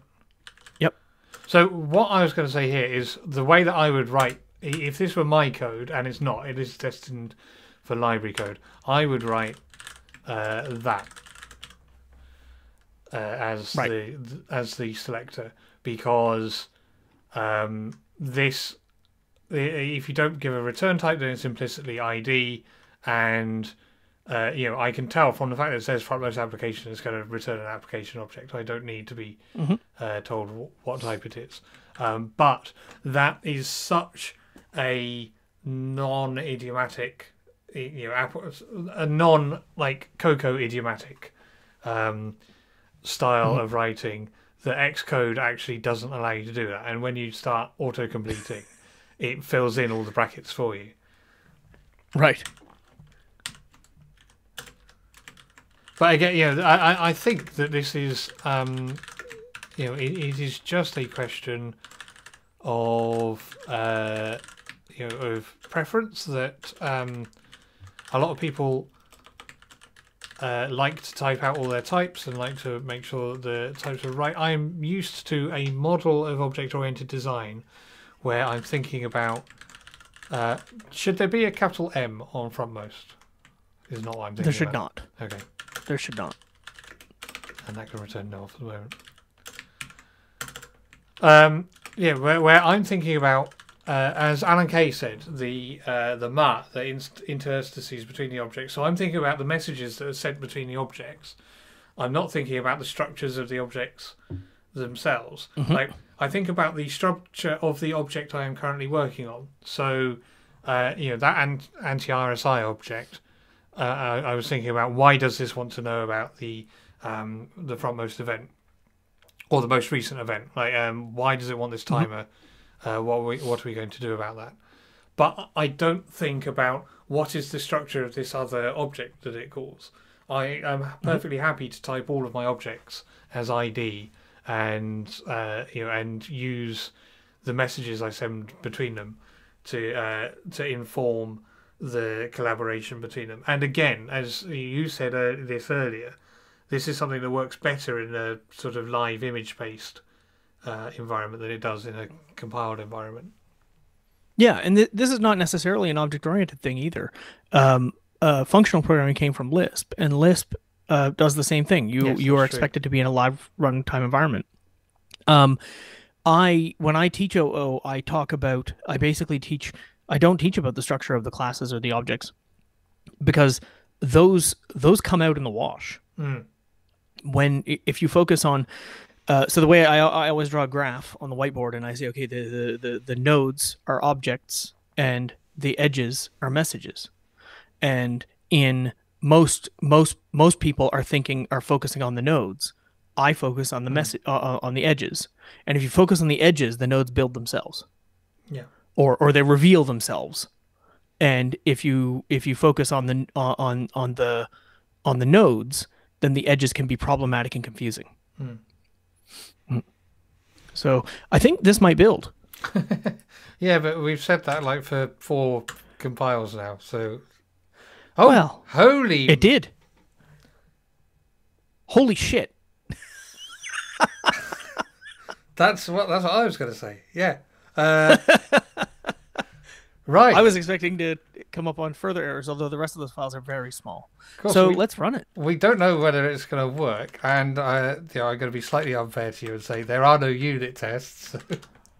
But this is not your project, so I inherited that way. Yeah. So yeah, and that's totally expected. And so okay, this is internal consistency. This is not too bad. Unable to find backend back. That is because I built a new version of GNU GUI and didn't build a new version of GNU back. Now I was right. I was trying to ensure that we didn't end up with the let's just compile all of GNU and watch the compiler stream. I have failed in that regard,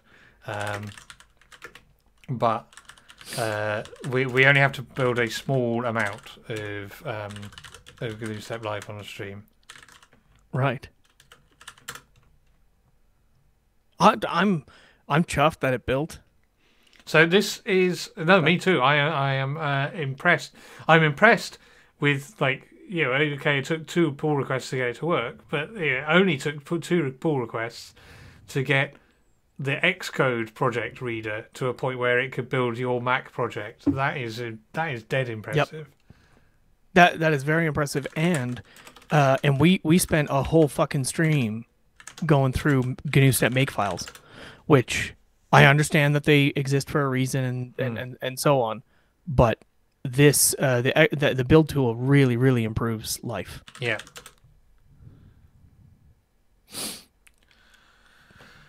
Yeah, so that's bad. Oh, that is not good.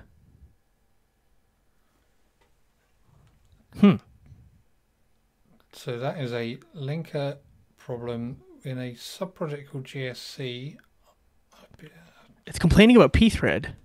No, it's not. It's the next line. Oh, no, it's complaining about...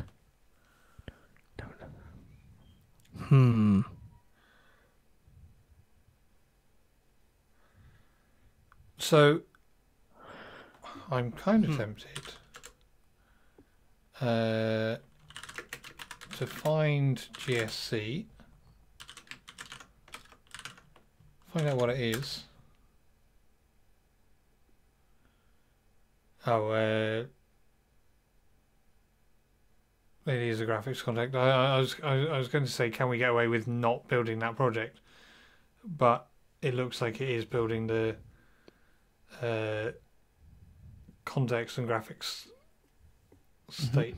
So we probably need to solve that problem. However, this then becomes the debugging a GNU Step build stream and not the making forward progress stream. Do we want to? Right. Well, shall we have a look at this now anyway, and we can at least learn something before. Yeah. Is it possible that it's trying to use the wrong linker? There should only be one. Because there'll be the GNU linker, and there'll also be the Clang linker. Yeah, so this is LLD. I don't think there will be GNU linker because this. This right, because it's FreeBSD. The FreeBSD 13, which is the first version that doesn't use. Yep. Oh, look at that! The Stack Overflow question here. What is Clang's equivalent to this? Actually, we use -r and --minus export dynamic, and that's -r dynamic. So. Right. Yep. No, that's. So that means that it is using the Clang version of the flag. Yep. Okay. Which is good. That's good. What we need to know is what to do about this flag. I was hoping that there would be some page on here that says this is what these 2 flags mean and this is what you need to do about it. Because I'm not a linker expert in the slightest. If we look at the port source code, there might be a configure option or something for FreeBSD. Right. So go into user ports, whatever, and see how it builds libback.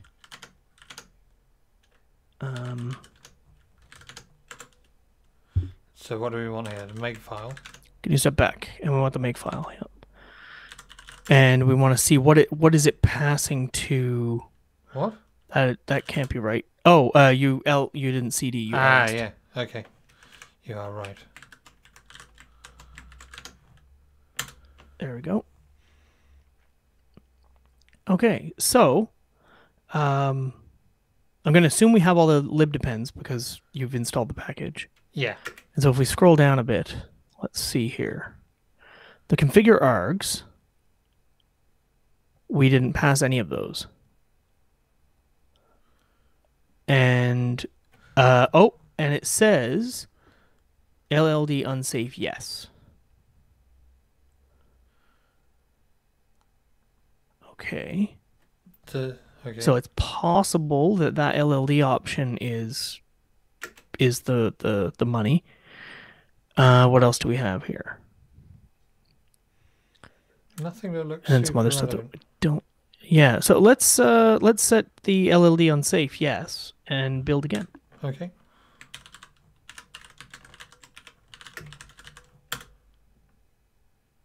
Nope, same problem. Nope, same problem. Hmm.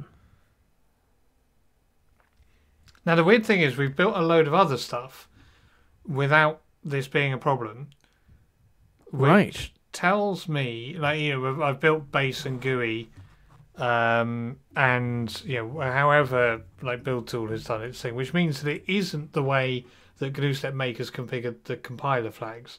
It is what that tells me is that it is probably something that is unique, a little special snowflake inside this sub-project, which means that we can maybe just look at this source file and patch it out for the foreseeable. Okay, so I found an error, the same error on the GHC page, the Haskell compiler page, and Okay. Does that help you reason about that error? it it does not. But they have the same error, and the fix was for them to add FreeBSD to the thing. I don't know how to get you the Actually, here, what I can do is I can just type it into the browser here, and we can look at their solution. I'm just going to take the screen for a second and type in a URL.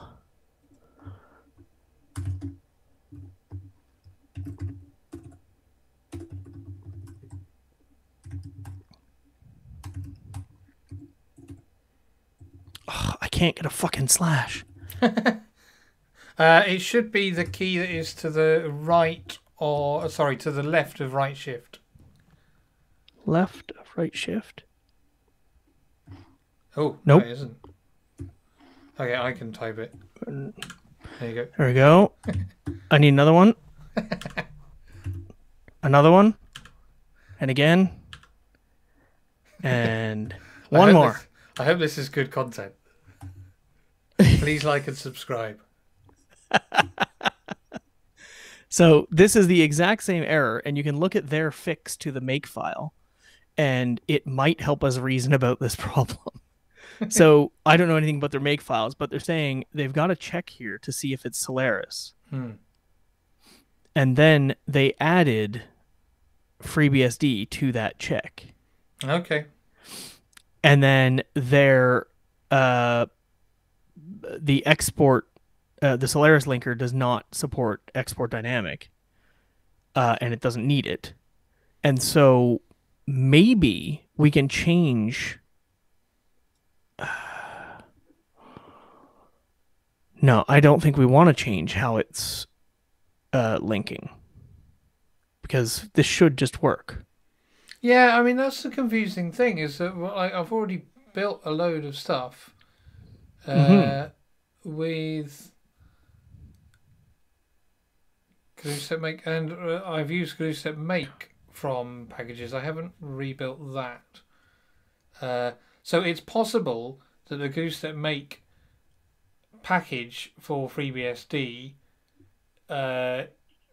expects the compiler to be GCC because they only made that change in FreeBSD 13.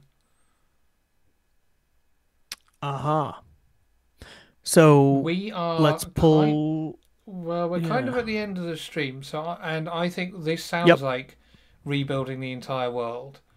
So I'm going to propose that I do that over the next week, and because this is also looking at their report here, this is something that was introduced in FreeBSD current and LLD 10. This is sorry, FreeBSD 13 and LLD 10. So this is a new problem. So my guess is I have to rebuild the world. Okay. I will take that as homework. If you take as homework whatever the other thing was that we said. Finding out how NS time, how we can get the input events The last using input NS event, time. yeah. Yep. And if you can get an implementation that works for X, that will work Mm-hmm. on this. Yeah, we're using Cairo and X11. We're not using Wayland, and we're not using Windows 32, obviously. Obviously, like a GNU step solution will have to be portable, but like let's start with porting to the thing that we are actually using. Well, yeah, when we port it to the thing we're actually using, then it will at least work on FreeBSD and Mac OS, and that's portable. Now, So Mov01 has linked to a message which I did see this pop up on the mailing list and didn't answer because I'm not convinced I fully believe this. I had the problem that is described in that message also in upgrading from 12.1 to 12.2. And that was the first couple of episodes of the stream. We used LiveStep, which is FreeBSD 12.1 plus a bunch of GNU step packages. And you remember we found this problem with NSDate picker, and I went, Yep. "Oh, all we need to do is rebuild GNU step," and then I absolutely hosed the system. And I thought, okay, well, I can fix this by upgrading to 12.2, and then I hosed the GNU step packages again. And the Yeah. problem that is described there is a problem with the way that GNU Step's library naming convention and FreeBSD's package system work, because the newer versions link a dilibs, sorry, not dilibs, SOs with the version in the name. Actually, all versions link it with the version in the name, and so if you update and then try to run an existing binary, you no longer have. If you update your package and like run GNU mail again, you no longer have the correctly named SO for it to work. So that is a valid problem, one that I've encountered on FreeBSD. I don't think it is this problem, which is unique to the context where between 12.2 and 13 RC1 we're on now, but between like 12 release and 13 current, they switched the entire build system from hybrid to fully Clang, and so packages that were being built with GCC are now being built with Clang, and and linked with LLD. Yeah. Now a lot of people have been using Clang to build GNU step anyway, so I'm sure it's just a configuration problem of some kind.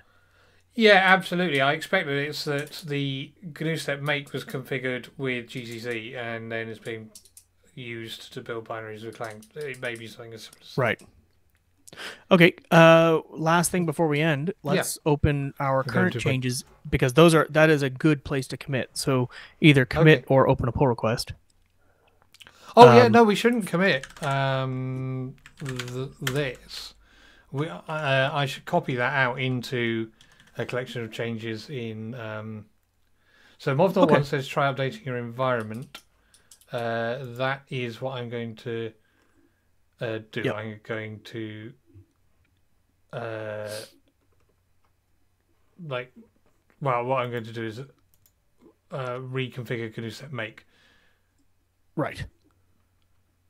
And if you uninstall the GNU step packages and then reinstall from ports, then you can very easily modify the make file in the ports tree to get the latest versions.